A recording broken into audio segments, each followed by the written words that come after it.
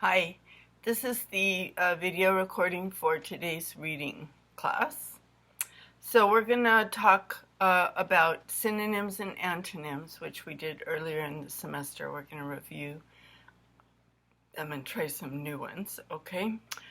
Just to confirm or build our understanding of what they are and how they can help us as we try to build our vocabulary. So let's think about this aspect of words. When we look up a word in the dictionary, the definition that we see there is can also be called the word's denotation. So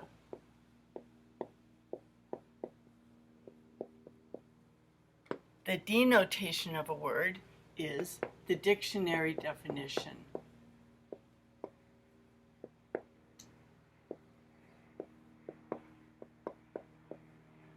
And it's easy to remember, of course, because it's D and D and E. They all start with D. So denotation is dictionary definition.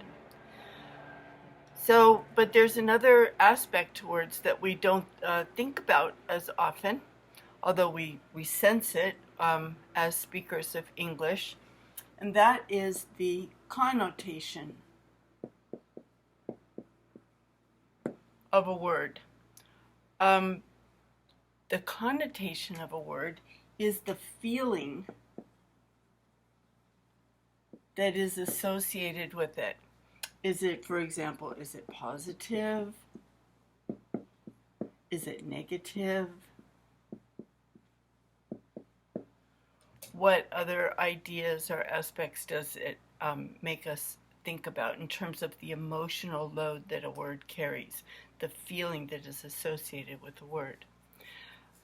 We can illustrate this easily by thinking about a very common word. Think about the word thin. Thin, meaning not wide, skinny, right? So thin is a fairly neutral word. It can be positive, it can be negative. It depends on the context of using the word, So let's see. She only had a very thin strip of meat to eat, and she was starving. That would be bad, right? But the mist was growing thinner, so we could see better. That would be good. So it depends on the context. But there are lots of other words that have the same denotation as thin, but have very different connotations. So think of some other words that mean the same thing as thin. Think about if we're using thin to describe a person. What if we say the person is slender, or slim, or skinny, or bony, or scrawny? All of those words, slender, slim, skinny, bony, scrawny, they all might be used to describe a person who's thin.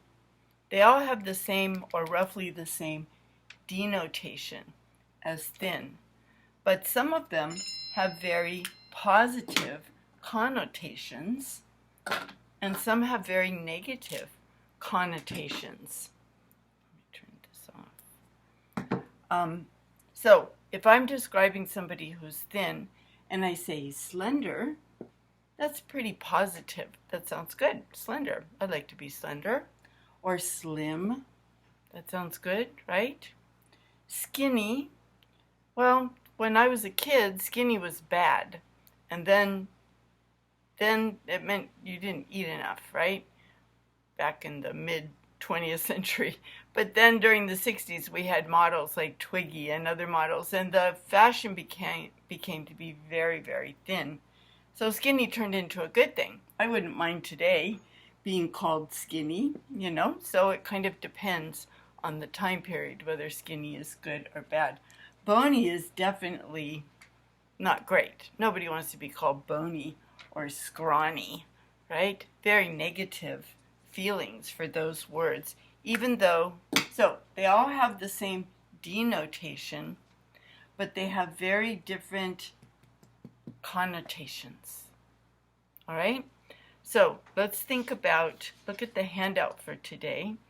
I put some synonyms on there. So let's back up a minute and think about, remind ourselves what we mean by synonyms and antonyms.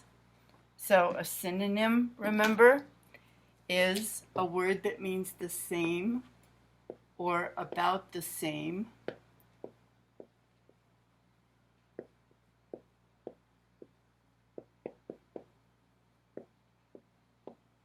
So all of those words we looked at for thin, skinny, scrawny, bony, slender, slim, those are all synonyms. They all have about the same meaning, about the same dictionary definition, right? But, and that comes from syn, S-Y-N, which is, I believe, a Greek root that means same, and nym, which is, I think, is a Greek root, which means word or name. So the same word, the same name, synonym. All right, so that's one element we can think about with a word. A word could have lots of different synonyms. If we know synonyms, if when we're trying to learn a word, if we learn synonyms for that word, we're going to expand our understanding of it. The more words we know that mean about the same as a given word, the better we're going to understand the word. So synonyms are very helpful when we're learning a new word. But we also have another thing, which is an antonym. This means the opposite,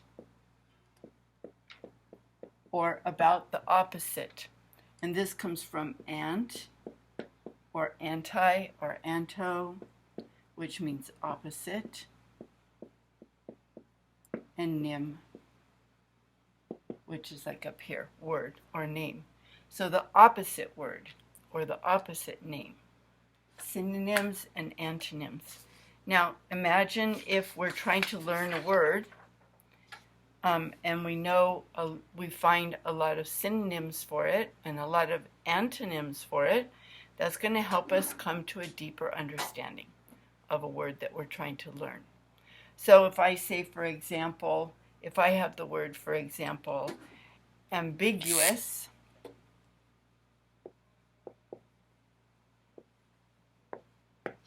if I'm trying to learn that word, and if I know that there's a synonym for it, a word that means the same thing, which is unclear, not clear, knowing that synonym helps me understand the meaning of the word ambiguous. Or if I know that an antonym of it is clear,